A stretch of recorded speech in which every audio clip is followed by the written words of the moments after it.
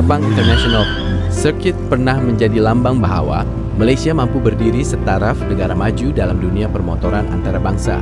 Dari tahun 1999 hingga 2017, Malaysia menjadi tuan rumah kepada perlumbaan Formula 1 yang penuh drama, hujan tropika, strategi luar biasa, dan detik yang sukar dilupakan. Bermulanya perlumbaan. Siapa pemenang pertama?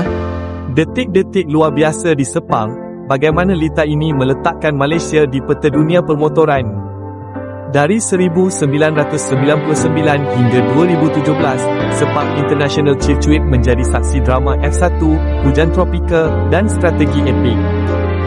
Ia membuktikan Malaysia mampu bersaing setaraf negara maju dengan kenangan yang takkan pudar. Nak tahu lebih lagi tentang legenda Sepang? Kajian sejarah lengkap Formula 1 di Sepang. Sejarah pembinaan, bagaimana F1 tiba di Malaysia. Impian besar Malaysia.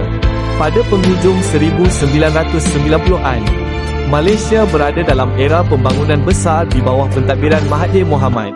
Ketika negara lain di Asia Tenggara belum berani membawa Formula 1, Malaysia tampil dengan visi luar biasa, membina litar bertaraf dunia. Pembinaan litar bermula sekitar tahun 1997 dan siap pada 1999. Litar ini direka oleh arkitek terkenal Jerman, Hermann Tilke, yang kemudian menjadi nama besar dalam pembinaan banyak litar moden Formula 1 dunia. Apa yang menjadikan Sepang unik? Trek sangat lebar untuk aksi memotong. 2 laluan lurus panjang. Cuaca panas dan hujan tropika tidak menentu. Antara litar paling mencabar untuk fizikal pemandu. Ramai peminat dunia menganggap Sepang sebagai antara litar moden terbaik F1 kerana ia menghasilkan perlumbaan yang sukar dijangka. Dalam komuniti Formula 1, ramai masih berharap F1 kembali ke Sepang suatu hari nanti. Perkara besar yang wajib dikenang tentang F1 Sepang.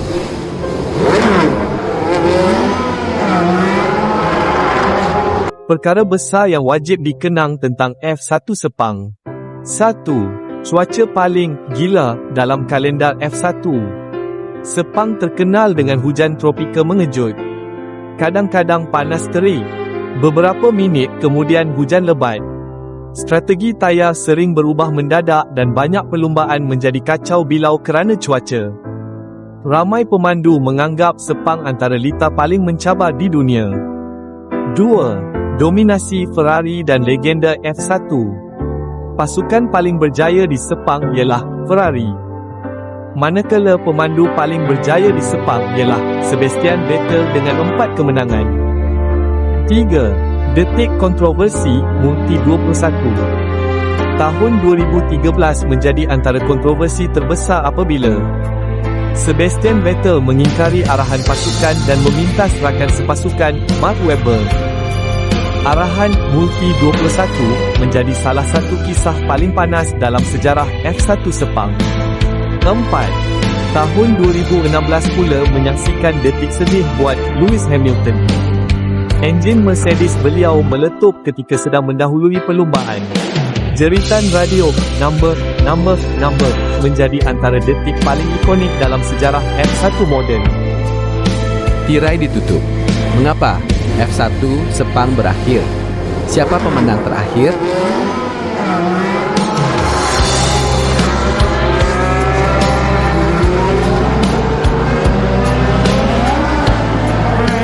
Tirai ditutup. Mengapa F1 Sepang berakhir? Siapa pemenang terakhir? Selepas 19 tahun, Formula 1 meninggalkan Malaysia pada tahun 2017. Antara sebab utama: 1. Kos terlalu tinggi. Bayaran penganjuran kepada Formula 1 meningkat setiap tahun dan menjadi beban besar. 2. Jualan tiket semakin merosot. Kehadiran penonton semakin berkurang, terutama selepas persaingan dengan GP Singapura. 3. Minat rakyat lebih kepada MotoGP. Ramai rakyat Malaysia lebih cenderung kepada perlumbaan motosikal berbanding Formula 1. Dan siapakah juara terakhir yang menutup tirai F1 Sepang? Jawapannya ialah Piala 2017 Malaysian Grand Prix Champion, Max Verstappen. Beliau menewaskan Lewis Hamilton dalam perlumbaan terakhir Formula 1 di Malaysia. Penutup dan kesimpulan. Baik dan buruknya F1 Sepang.